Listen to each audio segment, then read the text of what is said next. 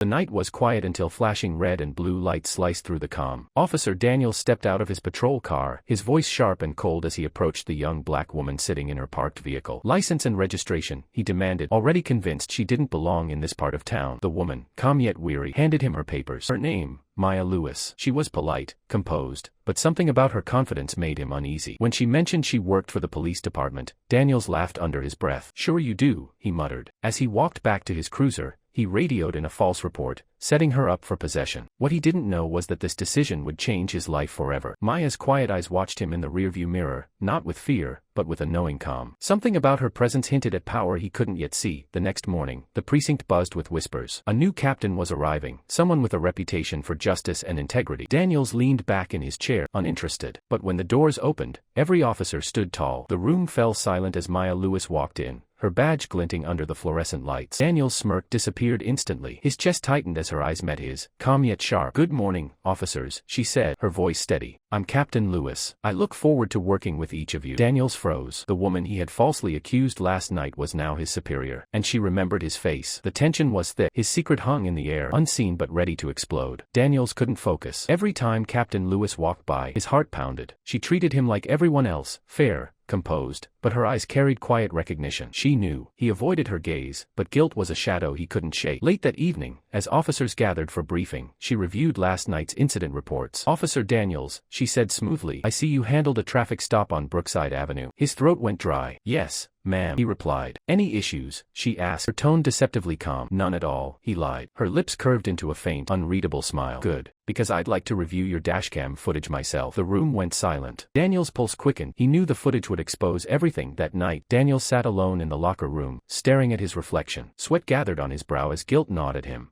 He'd built a career on power and intimidation, but now that power was slipping away. Meanwhile, Maya sat in her office watching the footage, expression unreadable. The video showed every second, his aggression, his false report, her calm. She exhaled slowly, disappointment clouding her face. But instead of anger, she felt resolve. The next morning, she called him into her office. "Sit down, Officer Daniels," she said softly. He braced for suspension, maybe worse. But her voice carried no hatred, only quiet strength. "Tell me," she said. "Why did you do it?" He stammered, searching for words. "I thought you were not supposed to be there," she finished for him. His silence was the only answer she needed. Days passed in tension. Daniels avoided eye contact, burdened by shame. Yet, instead of filing charges, Captain Lewis assigned him to community outreach. "You'll learn what service really means," she told him. He resisted at first, but as he spent time among families and kids he once overlooked, something inside him began to shift. He saw how people looked at the badge, not with respect, but fear, and he began to understand why. Each night, Maya watched from afar, hoping he'd learn what no punishment could teach: